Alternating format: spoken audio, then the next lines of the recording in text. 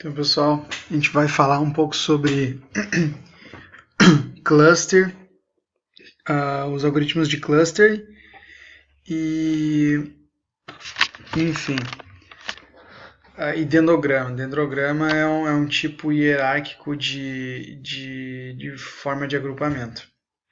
Vai lá, a gente vai usar esse dataset aqui, que é um tipo de ataque de flood, que é bem recente, por sinal. Ele tem alguns atributos aqui, o nó, a banda utilizada, os pacotes que foram dropados, enfim, tem 22 colunas aqui para a gente trabalhar. Antes de iniciar, o que é cluster? Então, cluster é uma forma de agrupar os dados de uma forma que eles fiquem mais similares possíveis. Então, ele vai tentar encontrar padrões dentro desse monte de dados, dessa massa de dados que foi dada para ele, e tentar agrupá-los em tipos que são semelhantes. Então, dizem que todos os dados eles têm tudo tem uma certa semelhança, então ele tenta agrupar dessa forma. Ele é um algoritmo não supervisionado, então não tem classes definidas, passa dados para ele, ele tenta descobrir essa forma de agrupar. Aqui tem um slide que ilustra bem. Por exemplo, tem alguns animais aqui, então dá no conjunto de objetos, que são os animais, né? Padrões inesperados. Então, como que ele vai agrupar esses animais? Com animais por bico, sem bico, do tipo água, animais da terra, são ovíparos, mamíferos, então é isso que ele vai tentar descobrir similaridade para poder agrupar. Então vamos ao código. Aqui já tem uma aplicação, pode ver, esse é o dataset. O dataset é só números, ele é um pouco extenso. Esqueça essa primeira parte aqui, você está aqui o diretório principal, o arquivo que eu estou usando, né? O dataset eu vou ler os arquivos aqui, meu dataset. Aqui eu tenho um while para poder ler linha a linha, mais fácil de trabalhar. Eu acabei colocando para ficar mais fácil nas colunas, baseado nos atributos que tem na documentação, os nomes, né? Os nomes padrões.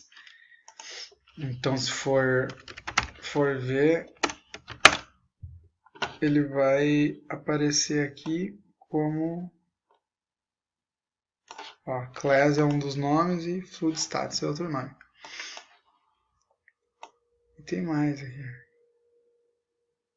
Cada um ficou com o nome da coluna. E aqui a gente vai executar o dendrograma. O dendrograma ele vai servir para nos dizer a quantidade de cluster ótimo que ele encontrou. Então é uma forma de dizer, até esse tipo de cluster é relevante agrupar. Acima disso não é tão relevante. Então a gente já carregou os dados. Aqui eu vou colocar as variáveis, os objetos, printar as variáveis aqui.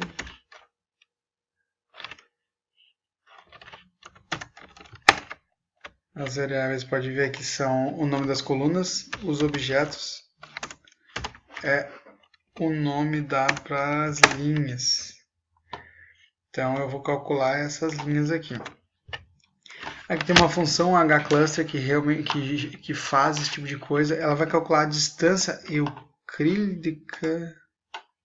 Nossa, eu não lembro o nome. Euclídica é uma fórmula matemática. Agora esqueci o nome, que é um cálculo mirabolante. É uma forma de calcular a distância entre dois pontos, certo? Então, no mesmo caso. Eu estou usando aqui dado bruto só a coluna 8 e 9, que elas são colunas de só números, então infelizmente não consegui usar com a planilha toda, porque também tem atributos que são de texto, e aí é uma outra forma de calcular. Tem como usar a distância.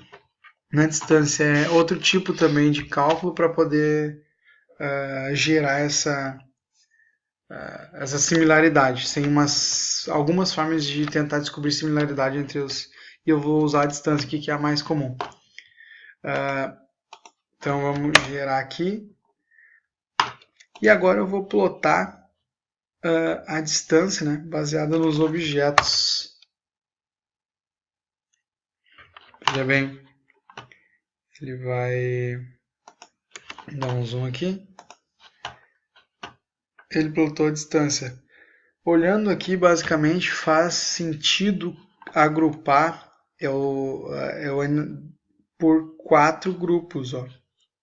A partir disso, parece não fazer tanto sentido. Ou 2 grupos, mas eu acredito que 4 grupos ficou de uma forma mais atraente. Ele identificou padrões de 4 grupos, ele identificou padrões de 2 grupos. Então, basicamente, esse é o dendrograma. Seguindo um pouco aqui, ele agrupou dessa forma. Agora eu vou usar o método Camins, que é uma forma de agrupar os dados pelo número de cluster. Eu preciso passar um dado, que é K, para o Camins, e obviamente os dados que eu quero, a coluna 8 e 9, elas vão servir por base para esse agrupamento. E eu descobri antes que o valor de K, que é a quantidade de grupos ótimas, é 4. Baseado nisso, ele vai tentar aprender e agrupar os dados baseado numa coisa chamada centroide. Ele vai gerar um centroide aleatório e vai ajustando esse centroide até que ele consiga criar os melhores grupos de 4 possível. Então, eu vou executar aqui. Beleza. E agora eu vou plotar isso. Veja bem, eu vou plotar isso num... Ó, ele agrupou por 4 grupos. Ele criou um centroide em algum lugar, por exemplo aqui, aí ele viu que não era a melhor forma e foi indo até descobrir que essa é a melhor forma de ser agrupado. Aqui eu tenho um comando que me diz quais os centroides ele usou. Pode ver, o centroide é essa questão aqui. Ó. Então ele foi colocando essas estrelinhas em certo momento, ali em algum lugar, e foi agrupando. Por exemplo, essa aqui deve ter ficado aqui, essa aqui, essa aqui ficou maior. E aí chegou o momento que ele conseguiu achar a melhor forma de agrupar. Agora só um plus aqui, que isso acabou clareando. Aqui eu vou jogar, lembra aquela minha planilha de dados? Agora eu vou jogar o meu cluster para uma matriz qualquer e eu vou mostrar a matriz. E aí me diz aqui, ó,